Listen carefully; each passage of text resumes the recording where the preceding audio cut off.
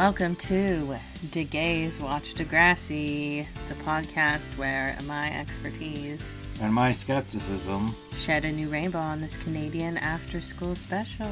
Hello, David. Hey, how are you doing? Fine. Why are you asking this? Other podcasts do that, I don't know. Oh. But they probably don't see each other constantly. Yeah. So, spoiler alert, we live together. Today, we are listening to When Doves Cry, Part 2. Oh shit, did I even write? I didn't even write I need to do that. Oh my god. Technical difficulties. Okay, technical difficulties were resolved.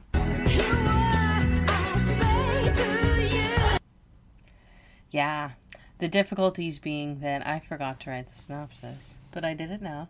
And here it is. Craig is reeling after his dad beat him up. Bad. When he hatches a plan to take Angie to BC, Joey calls Albert again. Craig runs away when his dad becomes violent, meeting up with Sean and a train. Everyone is scared for Craig, and when he finally breaks down at his mother's grave, he gets the family he always wanted. But without further ado, let's get into today's episode. What is your favorite part of the classic Degrassi intro? The books. Mr. Simpson's getting spelling. uppercutted by the letter. Either that or JT getting his face splashed. Sending a text message with poltergeist activity costs extra. I wish they still had that, but now we just iMessage. Craig is really messed up after his dad hit him. It's really bad looking. I mean, obviously did it under the clothes though. Smart abuser. No visible mark. That's that surgeon brain. Craig's dad essentially bribes him, gives him a huge wad of cash to get a new camera, and that is the classical cycle of abuse. There's tension. Texting. There's watches that vibrate. So in the cycle of abuse, tension builds up. It builds and it builds and it builds to the point that there's an explosion. Using Craig and Albert as an example, the tension builds as Albert is feeling Craig trying to reach outside of the family. He feels threatened by Joey. That tension builds and builds and builds until it explodes with him beating the shit out of him. And then he uses bribery in the form of all that money and gifts his way into Craig liking him again, which leads to the honeymoon or nice phase, which, as you see later, continues. He gets Chinese food, gets videos, but the honeymoon phase never lasts. The tension always rebuilds and another explosion. That's why it's a cycle. JT is still after Paige, and she actually says yes to him because she is now taking that bet and going to get paid to go out with him. Did anyone ever really get paid to go out with people? I don't know. Seems like kind of one of those TV show tropes. It's like, does that really happen? Well, it also makes no sense because Spinner's meant to always be broke. Yeah, so where does he get the money to bribe Paige? Emma and Craig are talking about the adults singing 80s hits. That's the taking care of business scene that I mentioned that was deleted. And Emma wants to be on Craig's side because she likes him. So she agrees to let him come see Ange when she picks her up. Even though that's sort of what they both know shouldn't be happening. If they go to a park, she can just be playing and not acting. Angie wants to go to the park when they pick her up, and Emma knows that she shouldn't let her and Craig go out alone, but Emma wants to do whatever it takes to impress Craig. So this is the whatever it takes moment of the episode. I know I can make it through. That's the wrong one. Shoot. Whatever it takes. That's the one I meant to hit. It's not the make it through moment. Shoot. I'm just throwing in another one because I'm embarrassed. Emma will do whatever it takes to impress Craig because she just thinks he's so dreamy. And in one of the iconic moments in Degrassi history, they're playing at the park and Angela sees Craig's messed up body from his dad. No, it's from a dinosaur. It's one of the Toronto Raptors. That's how they are so good at scoring. That's a good way to say you don't know what they play for. They're good at scoring, you're right. And they can also defend. See? And their coach is certainly a coach. Yes. The more than 3 players on the team are really formidable. What a stadium, I assume. Basketball, hockey, basketball. Mm-hmm. See, I kind of knew that. Big wrinkle in their plan. Joey comes home early. Emma has let Angie go off with Craig. Joey's pissed, going out to look for them. Oh, but we are back to JT and Paige's date. They're at the classic movie theater where Paige ends up working eventually. He gets Paige a little bear. It's actually really cute. Joey's like scared, doesn't know where Angie is. Really all he has left since his wife is gone. But he'll have a son too soon. Craig asks Angie if she remembers British Columbia, but she doesn't. And Paige. Craig wants to take her to British Columbia on a bus because he's ready to get away from his dad. Angie spills the beans. Right at that moment, Joey runs up, and yes, Angie spills the beans. Talks about all his money. Joey gets really angry and screams at him. Stay away from her. I made it! That's exactly what he sounds like. This is kind of showing that there's already something wrong with Craig. It's a long journey for Craig with his mental health, but we can already tell there's something wrong. Wanting to run away to British Columbia, semi-kidnap your sister, that's all, you know. When he gets back home and his dad gets home, he has Chinese and videos, like I mentioned. They're VHSs, which is really hilarious. Still the era of that. And he's like, hey, we're going to relax. But then the unthinkable happens and Joey calls again. Craig immediately knows he's in so much trouble. He runs away, and this is where the deleted scene of the episode comes in. It's more of an extended scene of his dad fully breaking down the door with his golf club. Does he then give him money for a new door? You can get one of those digital ones. Digital door. Won't open. Won't open. Not this one. Not this one. Dun, dun, dun. I know the scary theme, like the scary music, it really gets me every single time. Craig really quickly packs a bag, calls Sean, and just gets out of there. Here's Albert. Essentially, that's what he's doing, and it's like pretty freaking scary. Like, oh, so we're back with JT and Paige, and we got a little bit of product placement. 7 Slammin' Spices. I really like Coke that one. cups. Yes, the Coke cups. I know they're classic movie theater stuff, but it still counts. They're actually having chemistry, joking with each other and stuff.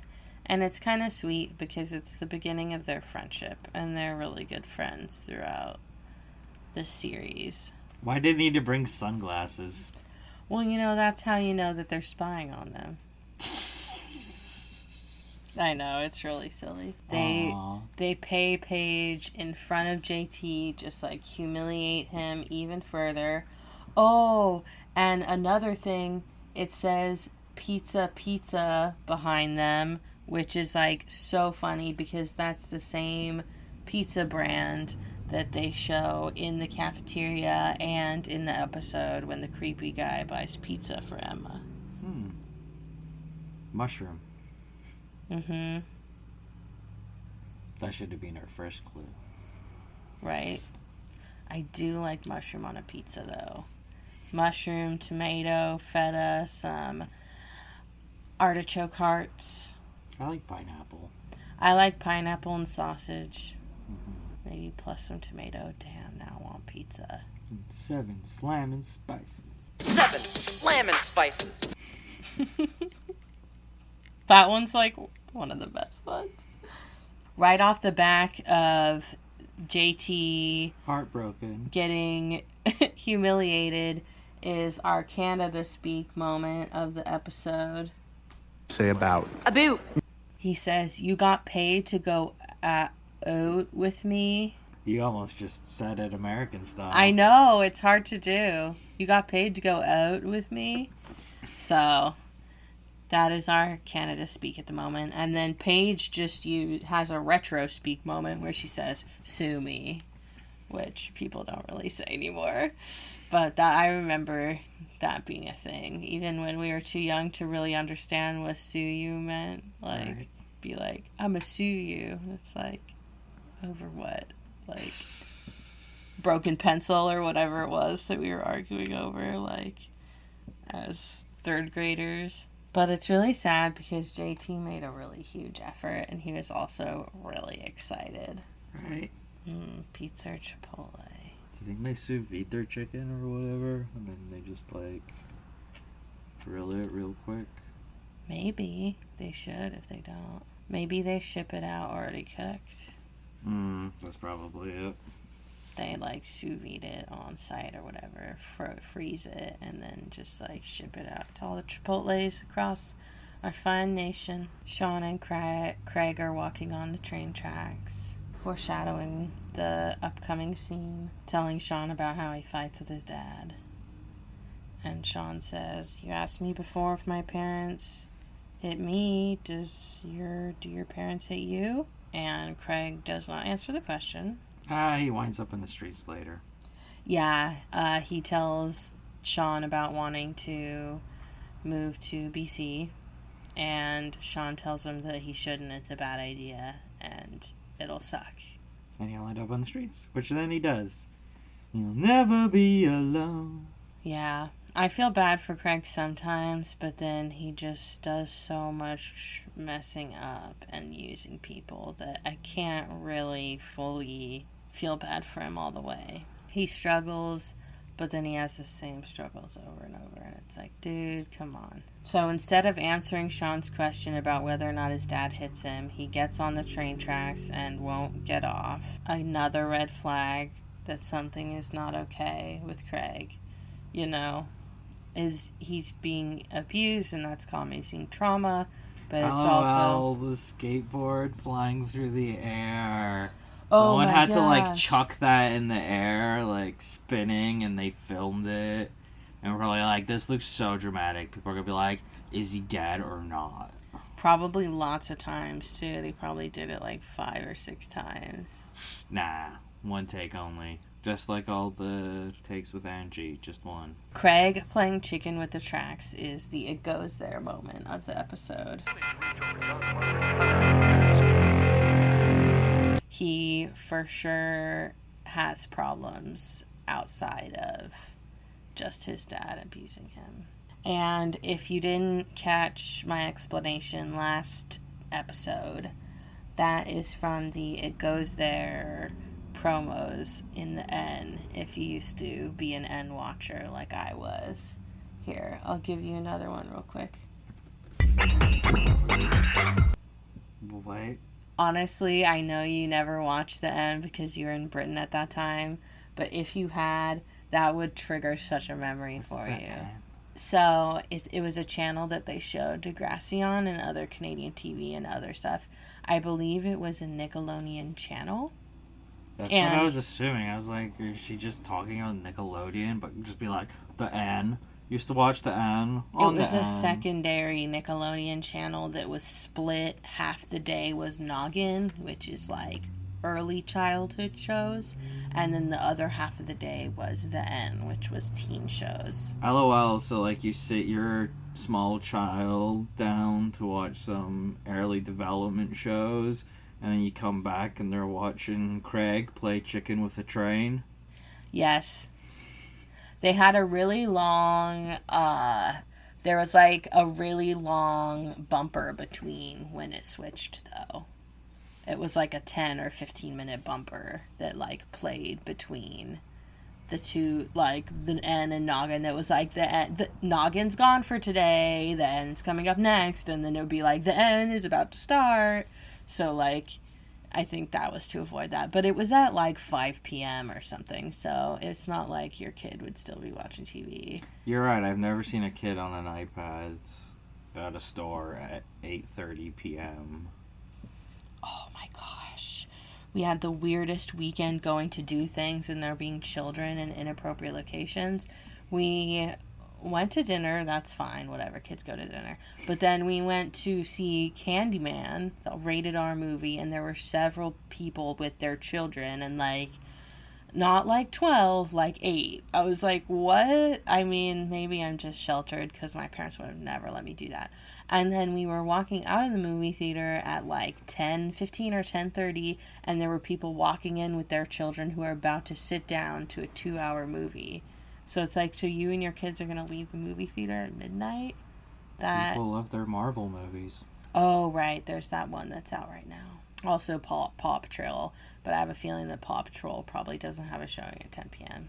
I really hope that, I mean, maybe, but do you think the parents whose kids watch Paw Patrol also take their kids to 10 p.m. showings? Also, that's just, like, irresponsible for Paw Patrol to have 10 p.m. showings. Anyway, 1312. It's true. Sean and Emma go running into Joey to try and ask for his help with Craig. We don't get to see Emma and Sean come together to save Craig. That happens off screen, which I find slightly unfortunate because I feel like Emma was for sure still mad at Sean, and it would have been nice to see them be like, no, we have to do this because Craig needs us right now. Oh, yeah. We're friends now! I feel like that would have been a cool scene to see, and like maybe it was in the script at some point, but I didn't see a deleted scene for it, so they probably didn't film it if it ever existed. Joey kind of says, I don't know, what do you want me to do? There's nothing I can do, you know? Like, shrug. And he says, you know, Craig's dad is the problem. He's beating him. Joey's like, I can't accuse him of that. And then the double iconic moment of the episode when Angie chimes in. A dinosaur beats him. All purple. A lot of people. So Joey's like, see kids, his dad's not doing anything. It's a dinosaur. I can't be accusing his dad of being a dinosaur. A lot of people think that scene is like really like sad, but I just think it's kind of funny. Right. A dinosaur hurt. All purple. David. Sean and Craig are out. Boom, driving, looking for Craig. And they can't find him, but then Emma says there's one more place you should look. She's looking through his album that he made.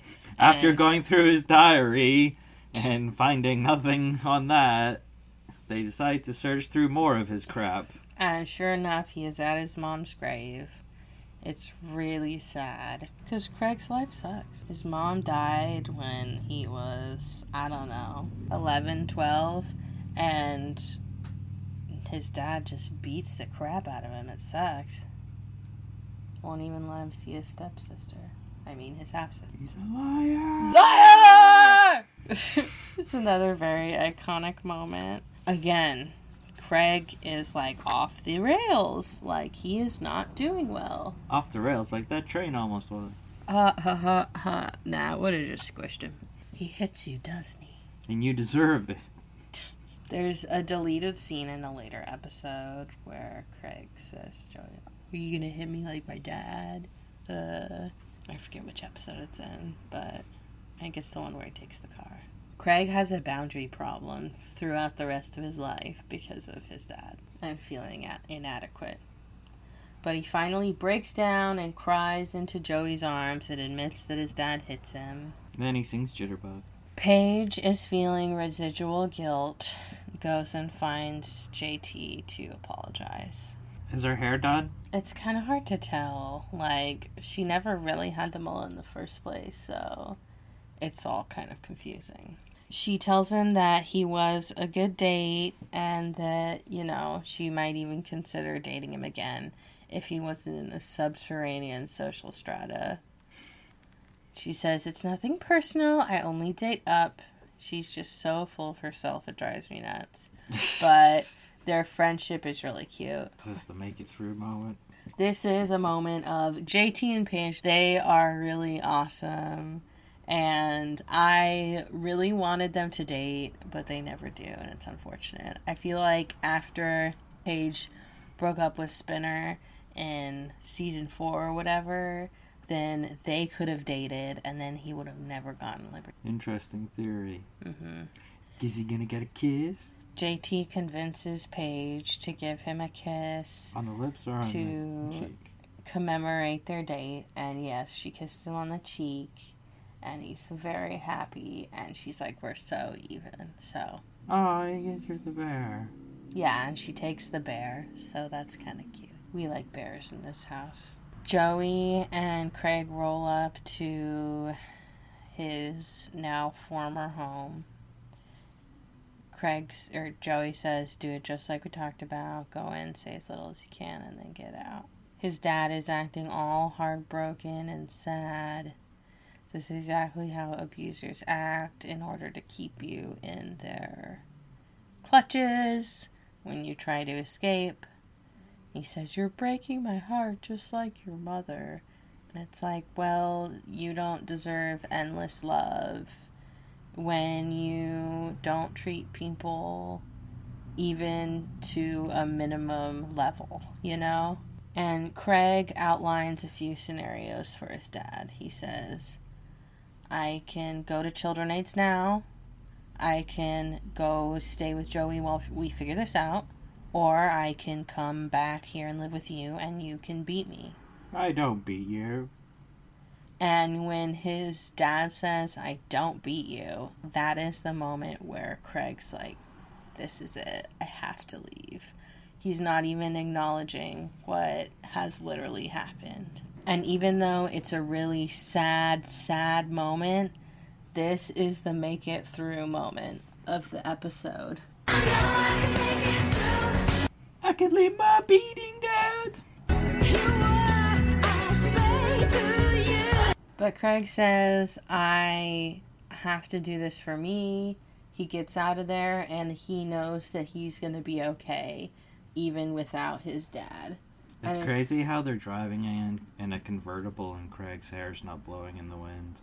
Right? Isn't that wild? That episode feels like it's way shorter than the first one because there's so much packed into that first episode. But that is the end of When Doves Cry Part 2. Craig escapes his abusive dad and Joey gains a little bit more family to support him, being that his wife is gone. Oh. And to support. Teenage boys eat a lot of food as a former teenage boy. Way more than I imagine a 4-year-old or a 3-year-old, whatever Angie is. Hey, don't get off of my fries, dog. Be up in their fries. I'm going to be up in their fries. Thank you so much for joining us for this episode. We will check back in for Season 2, Episode 3. Rated TV 14, foul language. Okay, we'll be back for Season 2, Episode 3, Girls Just Want to Have Fun.